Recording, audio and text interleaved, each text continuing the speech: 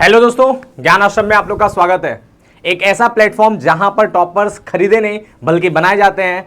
आज से आप सभी बच्चों का जो है नया सेशन स्टार्ट हो रहा है और सबसे पहली बात, जब नया सेशन स्टार्ट हो रहा है तो जाहिर सी बात है आप लोगों को सबसे पहले ये पता होना चाहिए ना, जो भी क्लास 12th वाले बच्चे हैं, कि हमारे सिलेबस में क्या क्या चीजें, आपके जो बैच आ रहे हैं सारथी बैच और शिखर बैच, इसमें कौन कौन सी चीजें, कौन कौन से चैप्टर्स किस तरह से पढ़ाए जाएंगे, ये सारा डिटेल्स आपको मिलने वाला। ठीक है, तो ओवरऑल पूरे के पूरे बैच के सिलेबस का ओवरव्यू हम आपको देने जा रहे हैं। कौन सी किताबें चलेंगी ये हम आपको बताएंगे, मतलब कौन सी किताबें, एक्चुअल में हमारा जो नोट्स होता है वो सारी किताबों का मिक्सअप होता है, लेकिन आप अपने बोर्ड के अकॉर्डिंग कौन सी बेस्ट किताबें खरीदोगे इसके बारे में बात करते हैं। अकाउंटेंसी की, बीएसटी के या फिर इकोनॉमिक्स की सबसे बेस्ट किताबें कौन सी, आप ये देख लो। ठीक है, इनके बारे में समझ लोगे। साथ ही साथ वैसे तो किताबें आप कुछ भी लो, हमारे तरफ से जो नोट्स दिया जाएगा वो अपने आप में कंप्लीट होगा, ये बात हो जाएगा। और साथ ही साथ क्या है, साथ ही साथ आपको यहां पर यह भी हम समझाएंगे कि आपके सिलेबस में चैप्टर्स कौन कौन से हैं, कौन सी अकाउंटेंसी में कौन कौन से चैप्टर्स पढ़ाए जाएंगे, किस तरह से पढ़ना है, क्या क्या उसके अंदर डिटेलिंग जाने वाले हैं। बीएसटी में कौन कौन से चैप्टर पढ़ाए जाएंगे, क्या क्या डिटेलिंग उसके अंदर जाने हैं। इकोनॉमिक्स में कौन कौन से चैप्टर पढ़ाए जाएंगे, क्या क्या उसके अंदर डिटेलिंग है। ओवरऑल हर बोर्ड के स्टूडेंट्स का जो है ये पूरा का पूरा सिलेबस है। लेकिन कौन सा बोर्ड, जो स्टेट बोर्ड होंगे। स्टेट बोर्ड होने का सेंस ये है कि जानते हो आप लोगों का कि जो सीबीएसई है ना, उसका सिलेबस बिल्कुल हटके होता है, लेकिन जो हमारा स्टेट बोर्ड होता है उसके सिलेबस थोड़े से अलग होते हैं। उसमें भी खासकर अगर बात करें बिहार बोर्ड का और यूपी बोर्ड का, तो बाकी स्टेट बोर्ड की तुलना में इनमें थोड़े मोड़े चेंजेस है। जनरली सारे स्टेट बोर्ड के सिलेबस सेम है, लेकिन यूपी और बिहार बोर्ड के जो सिलेबस में थोड़े मोड़े चेंजेस है, तो उनको भी हम जो है यहां पर बताएंगे और आपको क्या पढ़ना, कैसे पढ़ना, ये पूरी बातों को समझाएंगे। ठीक है, तो बात करते हैं पूरा का पूरा हमारा जो सिलेबस होने वाला है कॉमर्स का 2026-27 के लिए, यानी अपने नए बैच के लिए। उस बैच के अंदर क्या क्या चीजें किस तरह से पढ़ाया जाएगा, चलो एक एक चीजों को जो है बढ़िया तरीके से समझते हैं। तो सबसे पहली बात हम करते हैं किसका, अकाउंटेंसी का। ठीक है, सबसे पहले हम जो बात करने जा रहे हैं वो किसका बात करने जा रहे हैं, तो यहां पर पहले समझ लो 3 सब्जेक्ट हम लोग पढ़ने वाले। कौन कौन सा, एक पढ़ने वाला अकाउंटेंसी, दूसरा इकोनॉमिक्स, तीसरा बिजनेस स्टडी। तो इस प्रकार से 3 जो है सब्जेक्ट हम लोग जो है बैच के अंदर पढ़ने वाले हैं। चाहे शिखर बैच हो, चाहे अपना जो है सारथी बैच हो, दोनों। अगर इन दोनों बैच के बारे में अगर डिटेल्स जानना है कि बैच में क्या चीजें कैसे चलेगा, तो हमारे इसी चैनल पे जो है इस बैच के ओवरव्यू की वीडियो है वो देख लेना। साथ ही साथ जो है इसके साथ साथ आप जो है डिस्क्रिप्शन के अंदर लिंक मिलेगा, पिन कमेंट में लिंक मिलेगा बैच का, आप जो है उस बैच को जो है वहां पर जाकर भी देख सकते हो, पूरा डिटेल वहां भी समझ सकते हो। ये वीडियो जो है इसका वीडियो भी, और साथ ही साथ ये सिलेबस जो हम आपको यहाँ पे समझाने वाले सिलेबस का पीडीएफ भी, ये भी आपको उन बैच के अंदर मिल जाएगा। तो आप बैच में जरूर से जाइए, देखिए और समझिए सारी बातों को। और एक बात और है, लास्ट में सरप्राइज भी बताने वाले हैं कि हमारा जो शिखर बैच है उसकी प्राइसिंग क्या है और आप लोगों के लिए उस प्राइसिंग पे कैसे डिस्काउंट है। तो ये सारी चीजें होने वाला है, इसलिए वीडियो अंत तक देखिएगा, बढ़िया से तरीके से सारी जानकारी लीजिए। ठीक है, तो यहां पर बात करते हैं हम लोग सबसे पहले अकाउंटेंसी। अकाउंटेंसी जो है वो 2 भाग में बटा है, part A part B. Part A में क्या पढ़ना है, पार्ट बी में क्या पढ़ना है, समझेंगे। इकोनॉमिक्स भी 2 पार्ट में बटा है, माइक्रो और मैक्रो जो है पार्ट ए पार्ट बी कह सकते हो उसके अंदर। और बिजनेस स्टडी भी 2 पार्ट में बटा है, पार्ट ए पार्ट बी। ठीक है, यानी लेखा शास्त्र, अर्थशास्त्र और व्यवसाय अध्ययन, ये तीनों को जो है हम लोग यहाँ पे डिटेल से चर्चा करके चलने वाले हैं। ठीक है, तो पहली बात करते हैं किसकी बात करते हैं, तो सबसे पहली बात करते हैं हम लोग अकाउंटेंसी के पार्ट ए का सिलेबस। हमारा जो अकाउंटेंसी है उसका पार्ट ए का सिलेबस में क्या क्या चीजें होने वाला है। तो अकाउंटेंसी के पार्ट ए के सिलेबस में आपको जो है यहां पर दिख रहा है साझेदारी फर्मों और कंपनियों के लिए लेखांकन। ठीक है, साझेदारी फर्मों और कंपनियों के लिए लेखांकन यानी पार्टनरशिप एंड कंपनीज, इसके बारे में, इन दोनों के बारे में पढ़ना है। लेकिन जानते हो यहीं पर एक ट्विस्ट है। ट्विस्ट क्या है कि जो बिहार बोर्ड वाले बच्चे हैं, वो बिहार बोर्ड वाले बच्चे इनके साथ साथ पहला चैप्टर पढ़ते हैं एनपीओ का। ठीक है, एनपीओ यानी नॉट फॉर प्रॉफिट ऑर्गेनाइजेशन, यानी गैर व्यापारिक संस्थाओं के लेके, या फिर बोलो अलाभकारी संस्थाओं के लेके, इसके बारे में भी आपको जानना है। तो ये किसके लिए, ओनली फॉर बिहार बोर्ड।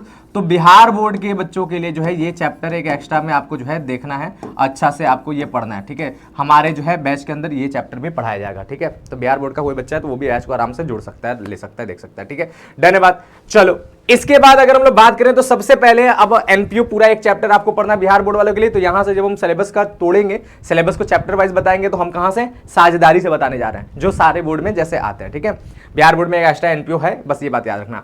तो हम लोग बात करते हैं सबसे पहला चैप्टर। तो अकाउंटेंसी के अंदर जो सबसे पहला चैप्टर है उसका नाम है पार्टनरशिप फंडामेंटल्स बोल लो या फिर बोल लो पार्टनरशिप जनरल इंट्रोडक्शन बोल लो, यानी साझेदारी सामान्य परिचय या साझेदारी की मूलभूत अवधारणाएं, ये करके आप जो है पढ़ सकते हो।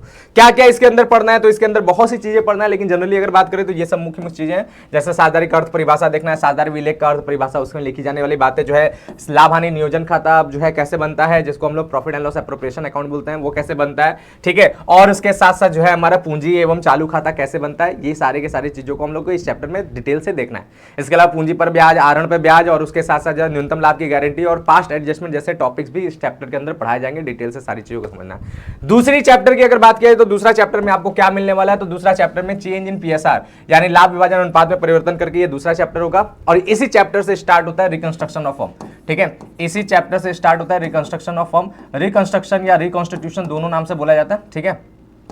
रिकंस्ट्रक्शन या रिकॉन्स्टिट्यूशन, ठीक है, ये दोनों नाम से बोला जाता है ऑफ फर्म।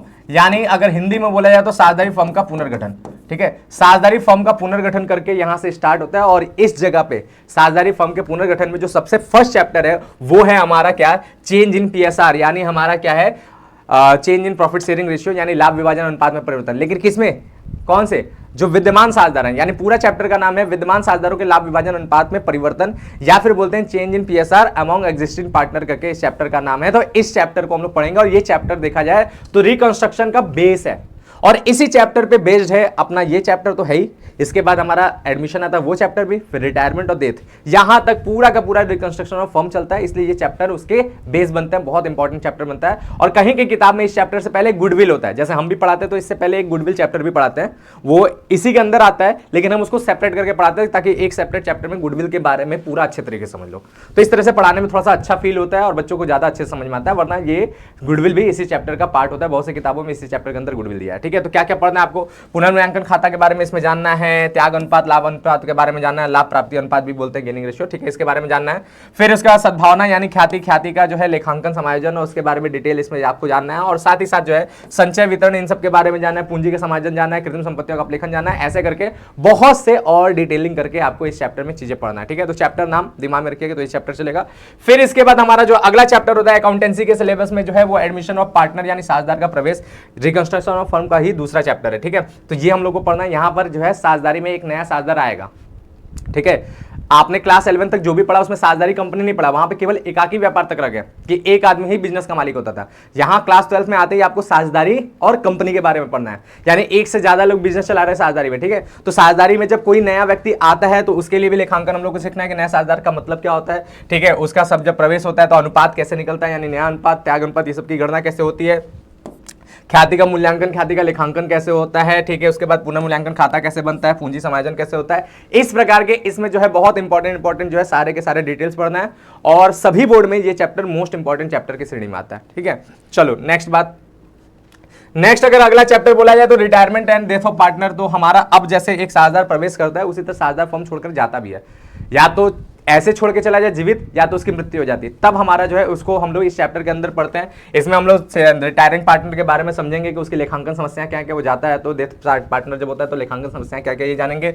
उसी तरह अवकाश ग्रहण करने वाले साझेदार यानी रिटायरिंग पार्टनर और मृत्यु साझेदार यानी डिसीज पार्टनर, इन दोनों को जो पैसा दिया जाता है रिटायरमेंट पे या फिर मृत्यु के टाइम, तो उस पैसे का मूल्यांकन कैसे होता है, उसका लेखांकन कैसे होता है, ये हम लोग जानेंगे। और फिर उसके बाद जो है निष्पादक खाता यानी एग्जीक्यूटर्स अकाउंट के बारे में भी जानेंगे। अब एग्जीक्यूटर कौन होता है, अब जाहिर सी बात है जो रिटायरमेंट कर रहा है उसको तो हाथों हाथ पैसा मिल जाएगा, लेकिन उसके अलावा जो मृत्यु हो गया उसको पैसा जब दिया जाएगा तो किसको दिया जाएगा, उसके उत्तराधिकारी को। तो उसी उत्तराधिकारी को हम लोग एग्जीक्यूटर कहते हैं। तो उसके खाते के बारे में भी हम लोग इस चैप्टर के बारे में डिटेल से पढ़ेंगे इसमें। फिर इसके बाद अगर अगली बात किया जाए तो अगली बात हमारा डिसोल्यूशन ऑफ पार्टनरशिप फर्म, यानी साझेदारी फर्म के चलाने के साथ साथ उसके अंत का भी हम लोग लेखांकन सीखेंगे।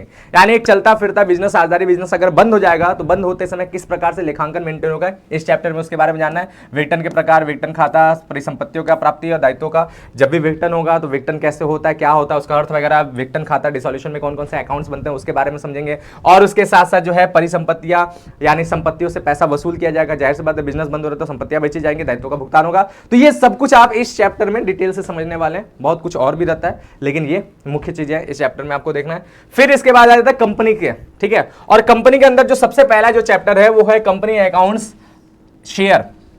कंपनी अकाउंट्स के अंदर आप जो सबसे पहला चैप्टर पढ़ते हो वो पढ़ते हो शेयर्स। अभी पार्ट ए चल रहा है, ऋण पत्र तक पार्ट ए रहता है।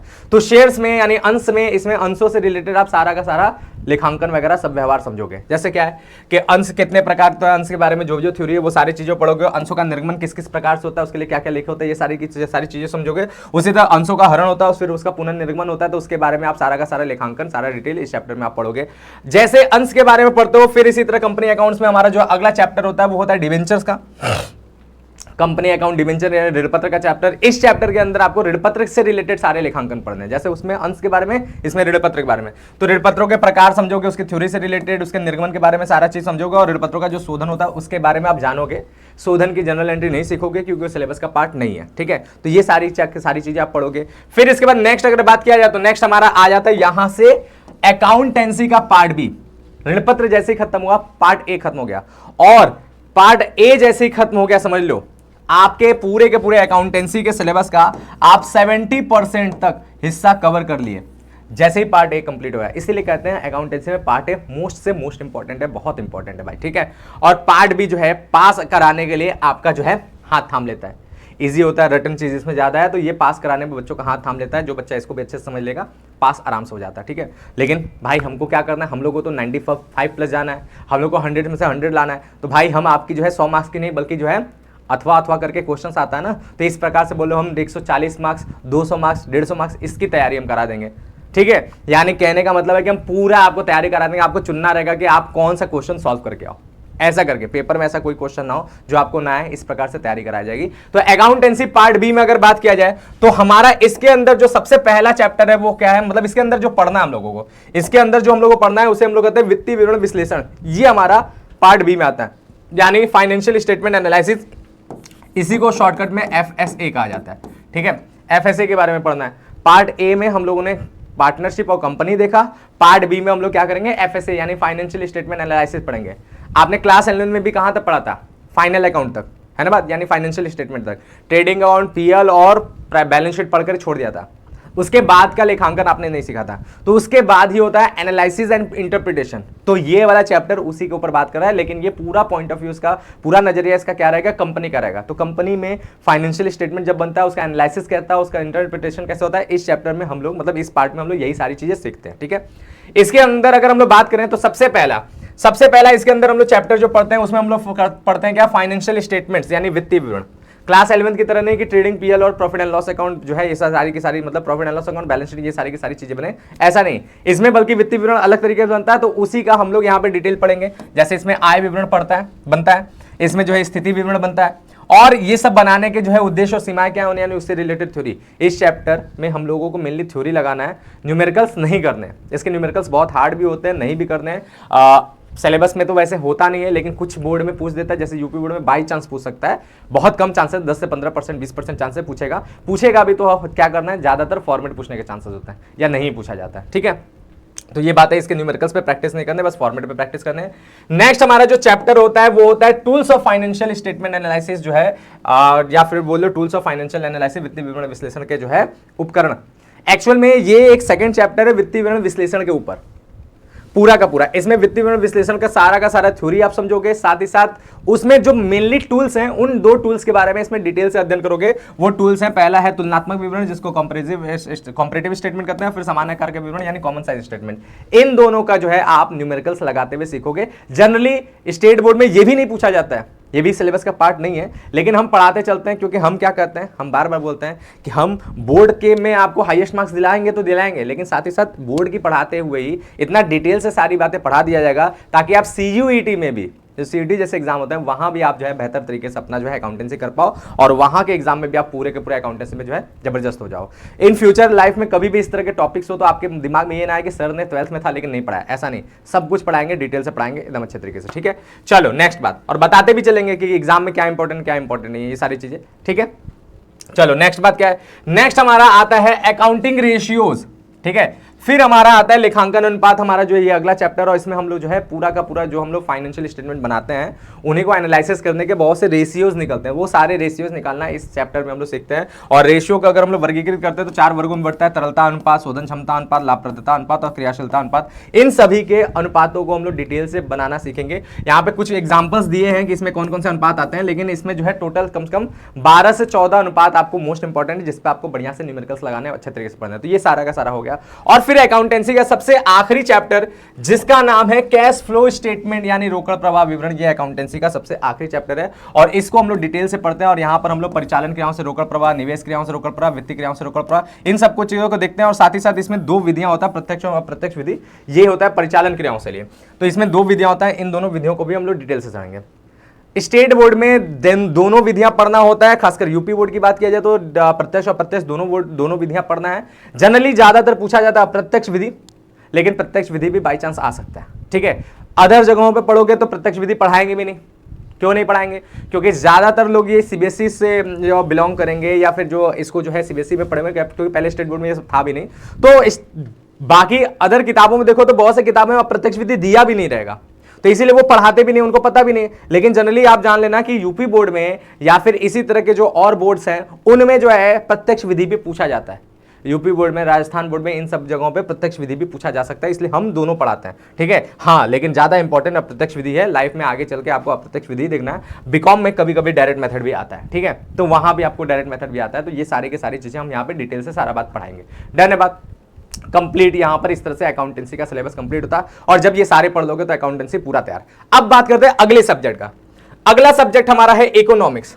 तो भाई इकोनॉमिक्स भी हमारे दो भागों में बटा है और इसका जो सबसे फर्स्ट भाग है उसका नाम है क्या? उसका नाम है माइक्रो इकोनॉमिक्स। यानी माइक्रो इकोनॉमिक्स का मतलब होता है सूक्ष्म अर्थशास्त्र या फिर व्यष्टि अर्थशास्त्र। इसके अंदर हम लोग क्या पढ़ते हैं? तो इसके अंदर हम लोग इकाई के रूप में अध्ययन करते हैं। किसी भी चीज को इकाई के रूप में अध्ययन करना हमारा माइक्रो इकोनॉमिक्स के अंतर्गत आता है। तो चलो इसके चैप्टर्स पढ़ते हैं, बहुत डिटेल से, बहुत ही मजेदार तरीके से पूरा माइक्रो इकोनॉमिक्स भी आपका कंप्लीट होगा। तो इसके अंदर जो सबसे पहला चैप्टर है इंट्रोडक्शन का है कि भैया आप अर्थशास्त्र का परिचय पूरा जानोगे कि हमारा व्यष्टि अर्थशास्त्र पूरा उसका परिचय, उसके अंदर आप जो है अर्थशास्त्र की पूरी परिभाषाएं समझोगे, व्यष्टि बनाम समष्टि समझोगे, केंद्रीय समस्याओं के बारे में जानोगे, उत्पादन मानव वक्र के बारे में जानोगे। ये प्रमुख चीजें हैं, लेकिन इनके अलावा और भी इस चैप्टर में चीजें हैं, तो उनको डिटेल से हम लोग देखा जाएगा, समझा जाएगा, ठीक है। तो ये हो गया हमारा पहला।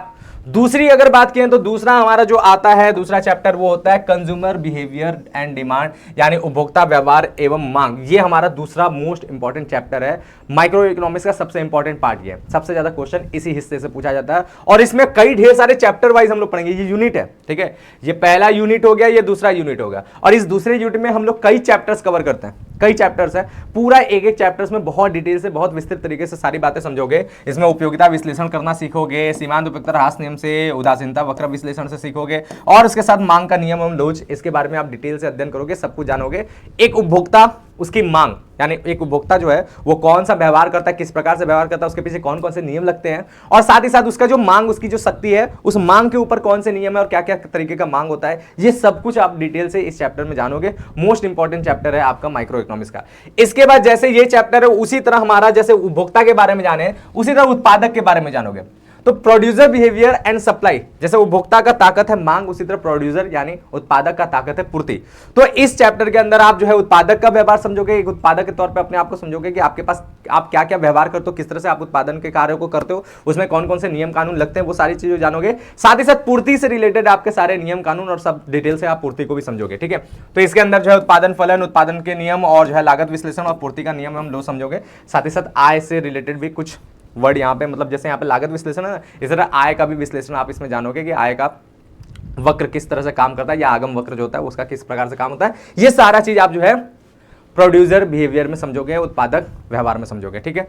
नेक्स्ट हमारा जो चैप्टर आता है वो होता है हमारा क्या, अगला इसके अंदर यूनिट है ये। तो अगला हमारा आता है मार्केट एंड प्राइस डिटर्मिनेशन, यानी बाजार एवं कीमत निर्धारण। इसके अंदर आप पूरा का पूरा जो माइक्रो इकोनॉमिक्स है और उसके अंदर आप बाजार के बारे में जानोगे, बाजार कितने टाइप्स के होते हैं, उसमें कौन कौन से नियम लगते हैं और वो बाजार जो है उसका कीमत निर्धारण किस प्रकार से होता है, किसके हाथ में बाजार का कीमत निर्धारण होता है, ये सारा का सारा बात इसमें आप जानोगे। तो हर प्रकार के बाजार को पढ़ोगे। पूर्ण प्रतियोगिता बाजार क्या होता है, एकाधिकार बाजार क्या होता है, एकाधिकारी प्रतियोगिता क्या होता है, अल्पाधिकार क्या होता है, ये मेनली 4 प्रकार के बाजार है। इन 4 प्रकार के बाजार को इसके अंदर डिटेल में जानोगे और इनके कीमत निर्धारण के बारे में भी समझोगे। तो ये चैप्टर भी हमारा बोर्ड में बहुत इंपॉर्टेंट है, इससे क्वेश्चन समझ लो आता ही आता है, ऐसा टाइप का है, ठीक है। नेक्स्ट अगर बात कर लेते हैं तो अब हमारा स्टार्ट होता है इकोनॉमिक्स का पार्ट बी और पार्ट बी में हम लोग को पढ़ना है समष्टि अर्थशास्त्र।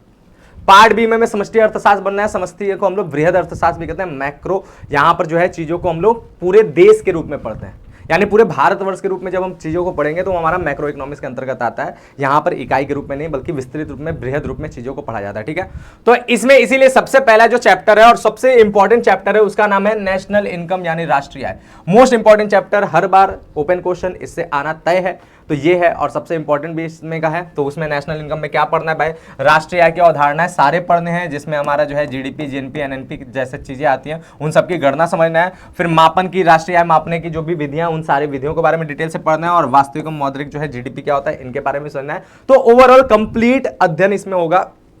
इस चैप्टर को पढ़ने के बाद आप अपने देश की इकोनॉमी को अच्छे तरीके से समझ पाओगे डिटेल से। ठीक है, तो ये मैक्रो इकोनॉमिक्स पढ़ते ही आप जो है बढ़िया से देश के लेवल पे अर्थशास्त्र किस प्रकार से काम करता है ये समझ लोगे। ठीक है, नेक्स्ट अगर हम लोग बात करें तो अगला हमारा जो चैप्टर है वो है मनी एंड बैंकिंग। इस चैप्टर में पूरा का पूरा मनी और बैंकिंग सिस्टम, इनका इतिहास से लेकर वर्तमान तक के कंडीशन के बारे में आपको एक ओवरव्यू मिल जाएगा, आपको एक नॉलेज मिल जाएगा। डिटेल से आपको इस चैप्टर में ये भी समझना है और इस चैप्टर का भी एक क्वेश्चन आता है बोर्ड में 100% के तौर पे। तो यहाँ पर मुद्रा के कार्य, मुद्रा की पूर्ति, केंद्रीय बैंक और वाणिज्यिक बैंक के बारे में पूरा समझोगे, साख निर्माण कैसे करते हैं, साख का कंट्रोल कैसे करते हैं, ये सारी चीजें आप इसके अंदर डिटेल से जानोगे। फिर नेक्स्ट अगर बात करते हैं तो हमारा आता है इनकम एंड एम्प्लॉयमेंट यानी आय एवं रोजगार का सिद्धांत करके इसका पूरा नाम है। आय एवं रोजगार का सिद्धांत करके एक चैप्टर है।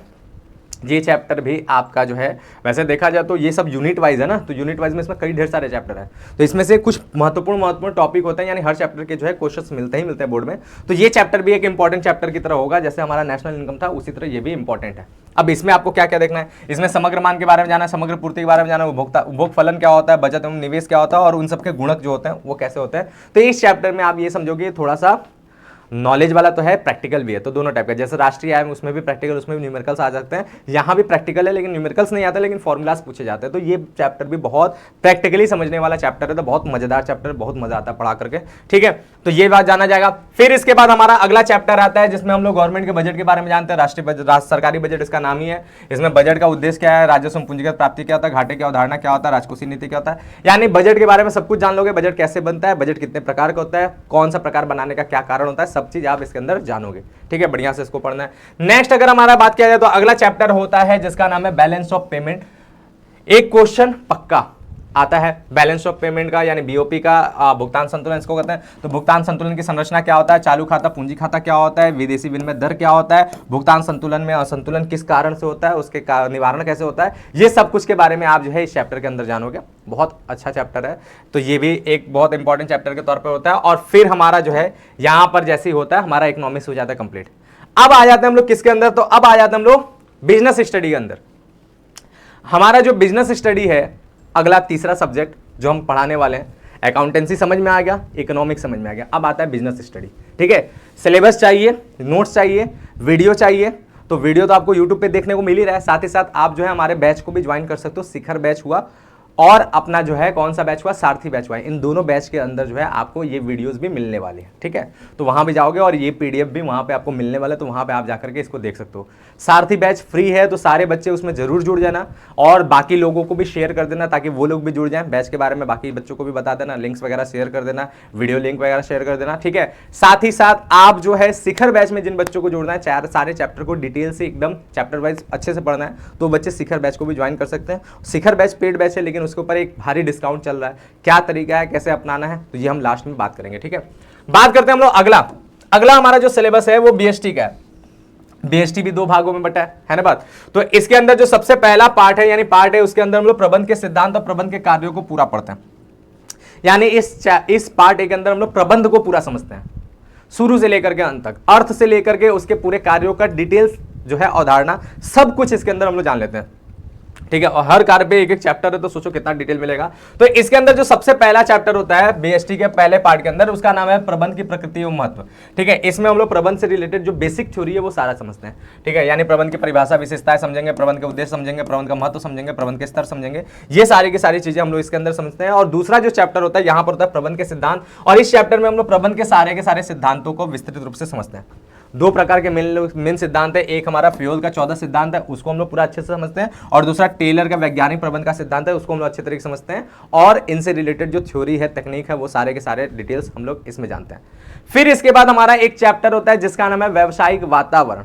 ठीक है, ये चैप्टर भी हमारा जो है एकदम आसान चैप्टर है, बहुत आसान है, पूरे के पूरे बीएसटी का सबसे आसान चैप्टर बोलते हो, सबसे आसानी समझ में आता है, ज्यादा डिटेल इसमें है भी नहीं, बहुत आराम से आपको समझ में आता है। तो इसमें हमारा जो है व्यवसायिक वातावरण यानी व्यवसाय के चारों तरफ की जो चीजें उसके बारे में हम लोग समझेंगे। तो हमारे वातावरण व्यवसाय में उसमें बहुत प्रकार के आयाम होते हैं, उन सारे आयामों को पढ़ेंगे, जैसे आर्थिक वातावरण एक आयाम है, सामाजिक वातावरण दूसरा आयाम है, तकनीकी वातावरण तीसरा आयाम, राजनीतिक एवं कानूनी वातावरण चौथा आयाम है। इस प्रकार के आयाम से टोटल 6-7 आयाम है, उन 6-7 आयाम को हम लोग इसमें डिटेल से समझते हैं, अलग अलग किताबों में अलग तरीके से, जैसे जनरली इसमें 6 आयाम होता है, तो 6 आयाम को हम लोग डिटेल से समझेंगे, ठीक है। फिर इसके बाद अगर बात किया जाए तो अगला जो चैप्टर है, यहां से प्रबंध के कार्य स्टार्ट हो जाते हैं।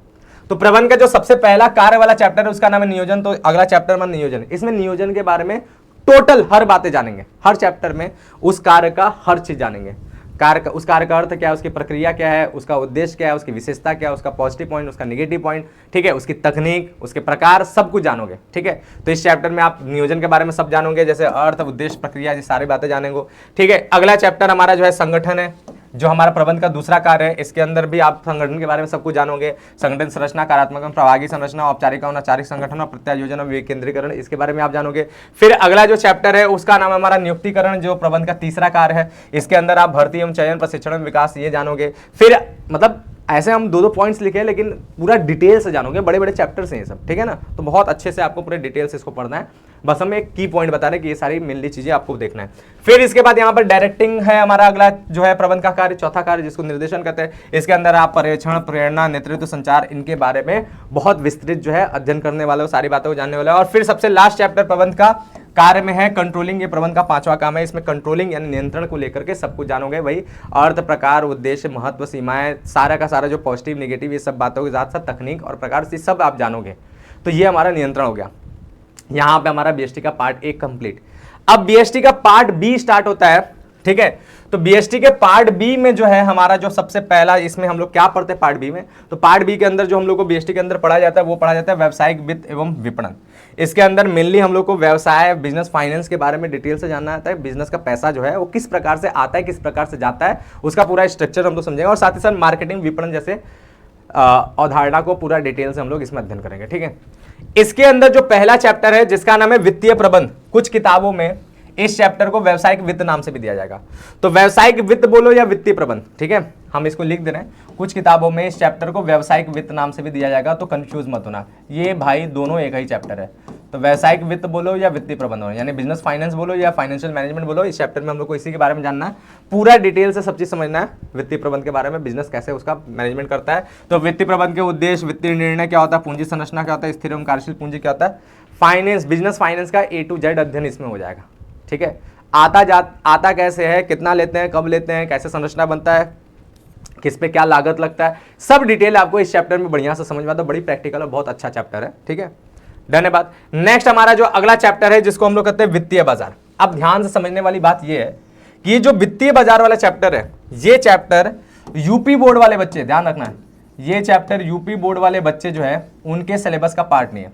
तो यूपी बोर्ड वालों के सिलेबस का पार्ट नहीं, बाकी बोर्ड में ये पढ़ा जाएगा। तो हमारे जो बैच के अंदर ये चैप्टर पढ़ाया जाएगा उसे यूपी बोर्ड वाले नहीं पढ़ेंगे, ठीक है, बात समझे।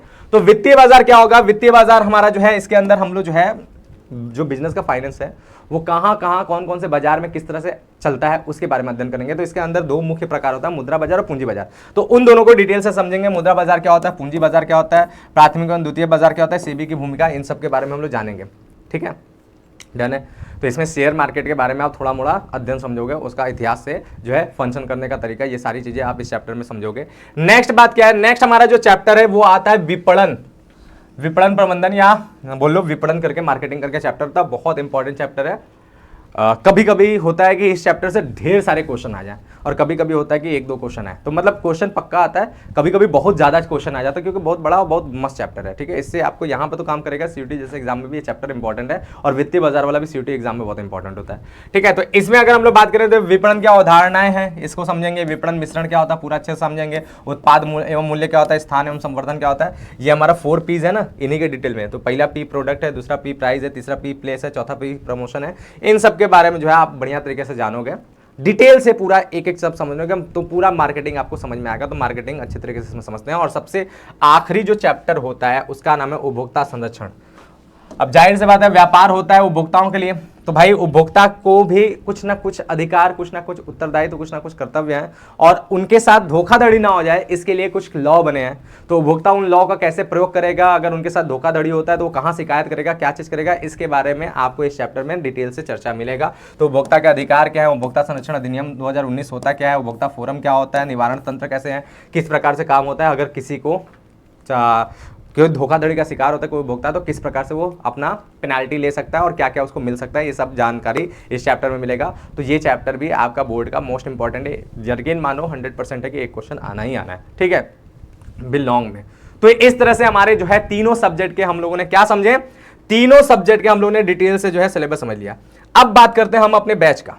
देखो सबसे पहली बात जान लेना कि क्लास 12th वाले बच्चों के लिए, ठीक है, क्लास 12th वाले बच्चों के लिए हमारे पास दो बैच है और सभी प्रकार के स्टेट बोर्ड के बच्चा, कोई भी स्टेट बोर्ड का बच्चा हो तो स्टेट बोर्ड में हमारा हम यहाँ पे जो है बात करते हैं किसका, तो यहाँ पर हम बात करते हैं भाई साहब सारे स्टेट बोर्ड, चाहे आप यूपी के हो, चाहे आप बिहार के हो, ठीक है, चाहे आप एमपी के हो, चाहे आप जो है झारखंड के हो, ठीक है, जीएसटी उसका बोर्ड है तो हम जेके लिख दे रहे हैं या बोर्ड का ही नाम लिख दे, ठीक है, चाहे आप जो है हरियाणा के हो या फिर आप जो है राजस्थान के हो, आरबीएससी उसके बोर्ड का नाम है, ठीक है, बात समझे।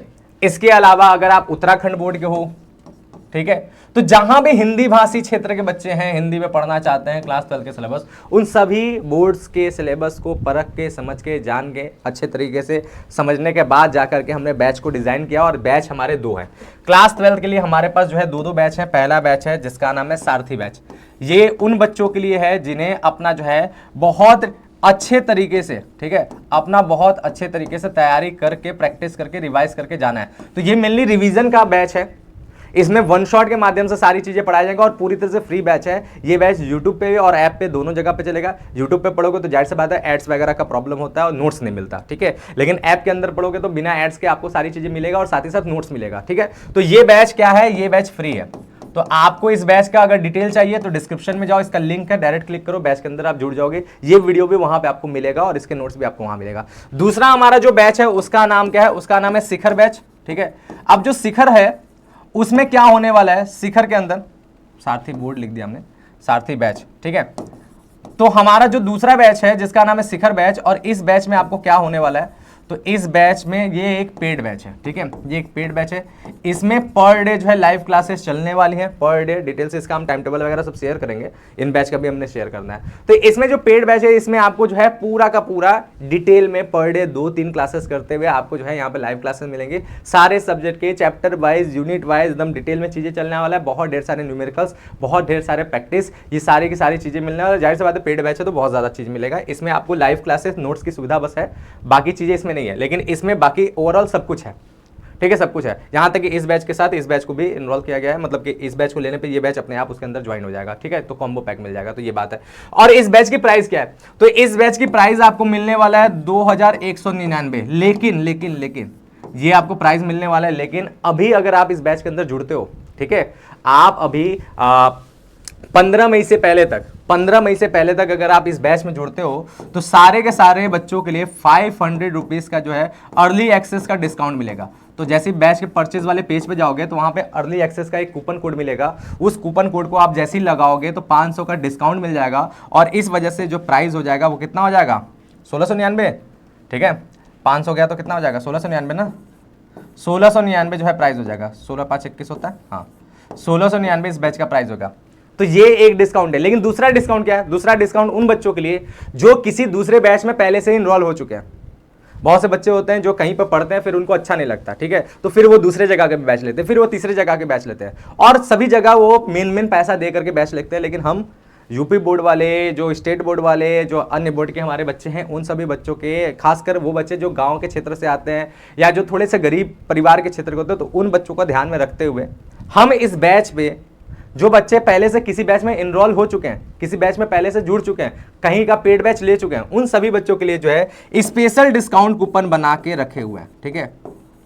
ये उन बच्चों के लिए है जो बच्चे पहले से किसी बैच में जुड़े हैं, और ये स्पेशल डिस्काउंट जो है आपको 1000 रुपीज़ का डिस्काउंट देगा। ये कितना का डिस्काउंट मिलेगा? 1000 रुपीज़ का डिस्काउंट मिलेगा, जिसके बाद यही जो शिखर बैच है इसकी कीमत आपके लिए 1199 रुपये हो जाएगा, और ये भी 15 मई तक है। ये ऑफर भी क्या है? 15 मई तक है। तो याद रखना लास्ट डेट 15 मई है, तो 15 मई तक ऑफर है। इस डिस्काउंट को पाने के लिए आपको हमारे साथ व्हाट्सएप पे कांटेक्ट करना पड़ेगा, ठीक है। तो सभी डिस्काउंट हम यहां पे लिख दे रहे हैं, नोट करके ध्यान से रखना। सभी डिस्काउंट 15 मई तक है। सभी डिस्काउंट 15 मई तक ही है, ठीक है। ये आपको अच्छे तरीके से पता करना है। और जो स्पेशल डिस्काउंट है इसको पाने के लिए आपको हमारे साथ व्हाट्सएप पे जुड़ना पड़ेगा, और व्हाट्सएप का कांटेक्ट यहां पर डिटेल दिया है, आप यहां पर डालोगे और वहां पर अपना जो है शेयर करोगे कि सर हम इस बैच में पहले से जुड़े हैं लेकिन आपका बैच परचेस करना चाहते हैं, हमको स्पेशल डिस्काउंट का कूपन कोड दे दो, तो आपको पर्सनली कूपन कोड दे दिया जाएगा। उस कूपन कोड को आप लगाओगे और आपको बैच में 1000 का डिस्काउंट मिल जाएगा, ठीक है। तो ये बात है, ध्यान से रखना। अगर आपको 1000 वाले डिस्काउंट का चाहिए तो इस व्हाट्सएप नंबर पर आपको मैसेज करके हमारे साथ जुड़ना पड़ेगा, और वहां पर डिटेल आपको करना पड़ेगा। हमारा टीम जो है आपको जो है डिस्काउंट कूपन दे देगा। धन्यवाद। तो ये हो गया सिलेबस। तो चलो अब मिलेंगे हम लोग नेक्स्ट जो वीडियो में, वहां पर हम लोग बैच की वीडियो पढ़ेंगे, यानी हम सबसे पहला जो है चैप्टर्स पढ़ाना स्टार्ट करेंगे। धन्यवाद। अकाउंटेंसी का पहला चैप्टर, बीएसटी का और इकोनॉमिक्स का पहला चैप्टर अब आपको आएगा, ठीक है। ओवरऑल लाइव क्लासेज और सीक्वेंस वाइज क्लासेज जो है वो 12 मई से स्टार्ट होगा बैच में, लेकिन उससे पहले कुछ वीडियोस लेक्चर मिलेगा जो डेमो लेक्चर के तौर पर होगा, तो वो आपको फ्री में मिलेगा, सारे बच्चे उसको देख सकते हैं। लेकिन 12 मई के बाद चीजें जो होगा वो पेड में लॉक हो जाएगा, जो खरीदेगा बैच उसी को मिलेगा, ठीक है। तो चलो मिलते हैं हम लोग नेक्स्ट क्लास में, तब तक के लिए थैंक यू, बाय, जय हिंद।